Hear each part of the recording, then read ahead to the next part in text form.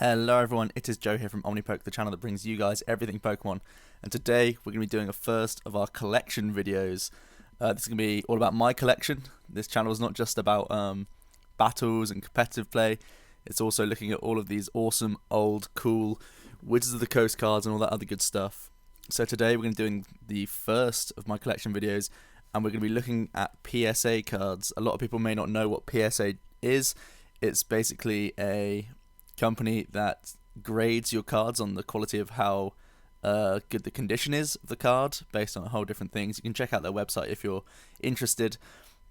They don't just do it for Pokemon cards, they do it for mainly sporting cards like basketball, baseball, all that sort of stuff. And then they encapsulate them, as you can see here, in these awesome things that keeps them protected forever pretty much, and it really increases the value of these old cards. I personally don't have many of these PSA graded cards. I've never sent off to PSA because it's a company in America. But I have picked up a fair amount just on eBay and stuff through auctions. So let's go through the collection now. The first one we have is a Mint 9 Venusaur. It's a CD promo from 1998. And it's PSA 9. This is actually the first PSA card I actually picked up, and one of the oldest. So I'm going to be going in chronological order, I guess, of when they were released. Shortly after that, I found on eBay a much better offer, and decided to get the PSA 10 Venusaur. Gem Mint 10 is the highest grade you can get for a PSA graded card, so it's pretty much a flawless card to get this in PSA 10. Not only that, but I carried on and got the whole CD promo set. So here's the Charizard, graded 10. The Blastoise, graded 10. The Snorlax, 10 as well. And the Porygon. So this is a small 5-card set.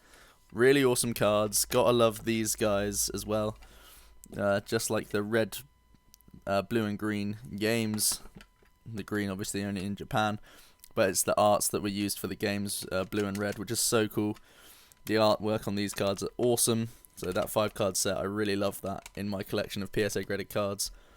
I'm thinking of buying a frame as well to get the original 3 in there as well. So next I have a first edition Shadowless, so the oldest base set to date, Porygon card. Just an uncommon.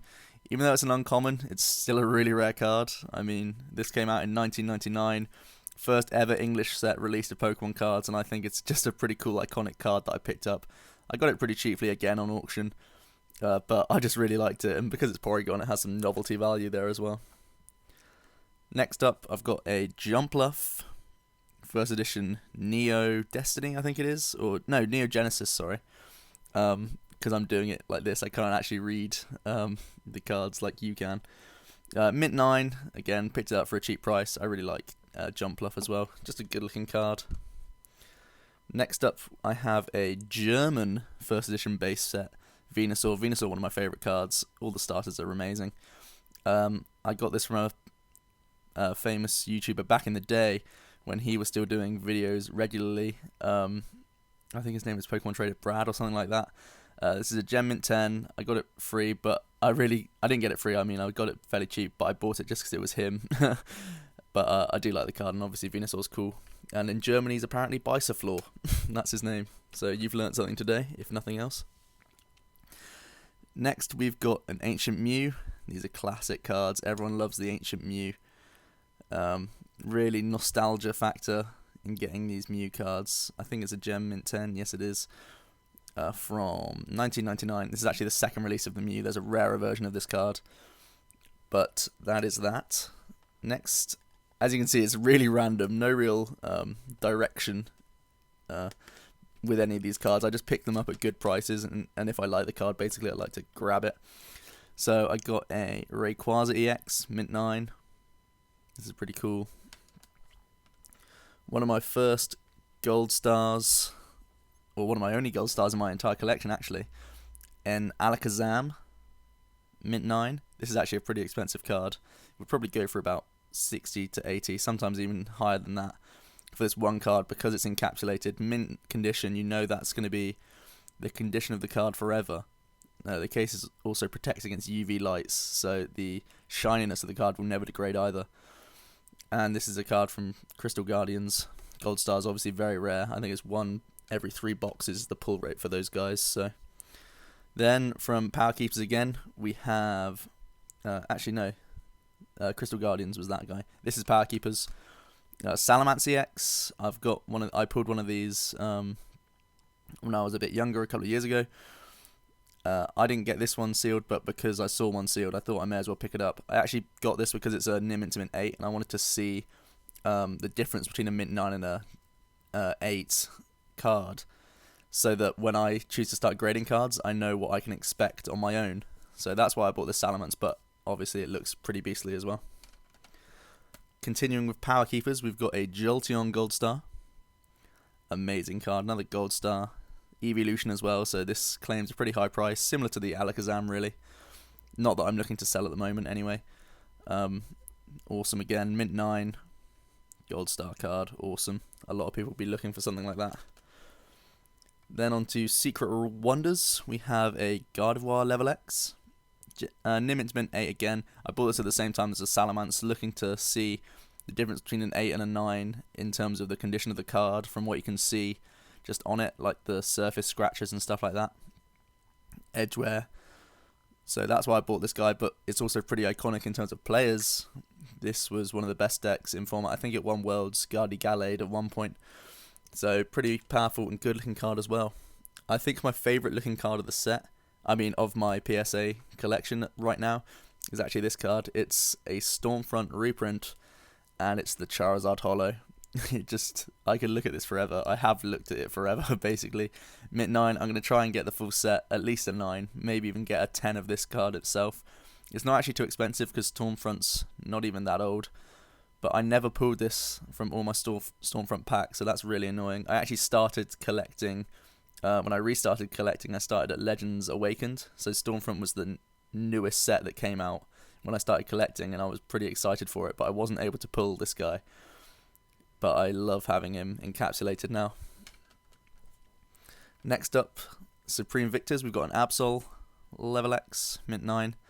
This is another one of the first ones that I picked up, just because I wanted to see how good the borders sort of popped in the case, and I think they look pretty awesome.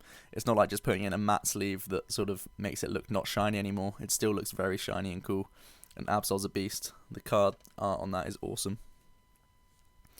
Next up, we have a Japanese card again. It's a Dragon Blade first edition black and white set from, let me have a look here, 2012. So it's probably the newest card I have here.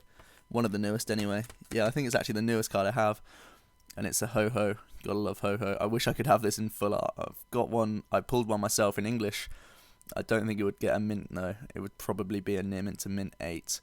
Which is annoying, but I got this just pretty cheaply. So next up, we've got some stuff that I've got in sleeves. These are stuff I've got more recently because I've sleeved them up as well.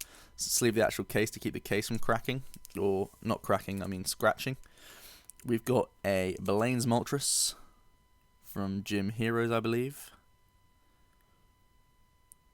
Pretty cool, Gem Mint 10, the highest grade you can get. A base set Nidoking, Mint 9. I eventually want to get the full base set in Mint 9. As you can see, it's got the shadow line there, so you know it's the most recent version of base set. There's a Nidoking Holo. I want to get the full 16 card Holo set of base set eventually in Mint 9. One of the most expensive cards, or at least it used to be. These cards used to claim a really high value. I think they've gone down a little bit at the moment, but that's because people have sort of recognised how much people were buying them for. And that's the Japanese VS series. And this set only came out in Japan. These cards never released in England. This is Jasmine Steelix. And it's such a cool looking card. It's got the chunky border on this side and the bottom bit. Looks really cool. And these cards could have gone for like $200. Maybe £150, maybe a couple of years ago, but at the moment, people sort of saw those prices. A couple got sold for that, and then everyone sort of started to try and sell them. and now you could probably get maybe 60 for something like this card. I got it on auction for like 12 one day, which is pretty awesome.